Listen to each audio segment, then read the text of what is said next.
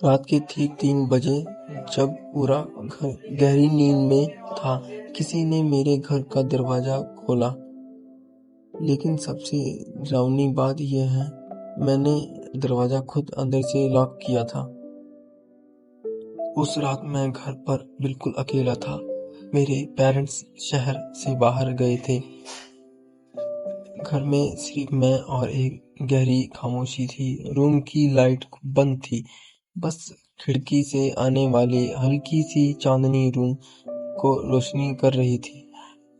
Clock की टिक टिक आवाज इतनी क्लियर सुनाई दे रही थी जैसे वक्त भी धीरे धीरे चल रहा हो। मैंने बेड पर लेटा हुआ फोन चला रहा था, लेकिन पता नहीं क्यों दिल में एक अजीब सी बेचैनी हो रही थी। जैसे ही क्लॉक ने 3 बजाए, क्रैक मेरे रूम का बाहर से दरवाजा खुलने की आवाज आई। मैंने तुरंत फोन साइड में रखा दिया और ध्यान से सुनना लगा। पहले मुझे लगा शायद हवा की आवाज से हुआ होगा, लेकिन फिर मुझे किसी के धीरे धीरे चलने की आवाज सुनाई दी। मेरा दिल तेजी से धड़कने लगा। घर में मेरे अलावा कोई नहीं था, तो फिर ये आवाज किसके कदमों की थी? मैंने हिम्मत जुटाई और धीरे से अपने रूम के दरवाजे खोला। हॉल बिल्कुल अंधेरा था। मैंने आगे देखा। मैंने डोर आधा खुला हुआ था। मेरी सांसें रुक गईं, क्योंकि डोर तो मैंने खुद अंदर से लॉक किया था।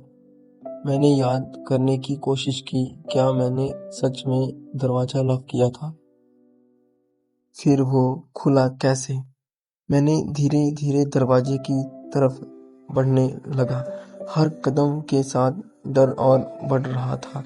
तभी मुझे दरवाजे के पास एक परछाई नजर आई।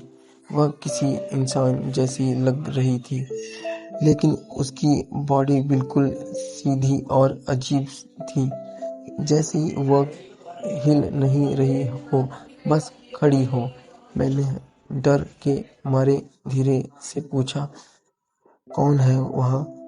कुछ सेकंड तक चुप रहा। फिर वह परछाई धीरे से मेरी तरफ मुड़ी लगी। उसका चेहरा पूरी तरह अंधेरे में था। सिर्फ उसकी आंखें तेज चमक रही थीं। मेरा गला सूख गया। मैं हिल भी नहीं पा रहा था। फिर उसने एक धीमी भयानक आवाज में कहा, तुमने मुझे खुद अंदर आने दिया था। मेरा दिमाग ब्लैंक हो गया। मैंने कब, कैसे? अगली सुबह जब मेरी आंखें खुली, मैं सीधा हॉल की तरफ भागा। मैं डोर अब भी अंदर से लॉक्ड था। कोई तोड़ फोड़ नहीं, कोई इंसान नहीं। तो फिर रात को अंदर आया कौन था? पूरी कहानी जानने के लिए पार्ट 2 देखें। पार्ट 2 के लिए चैनल सब्सक्राइब करें एंड कमेंट में लिखें पार्ट 2।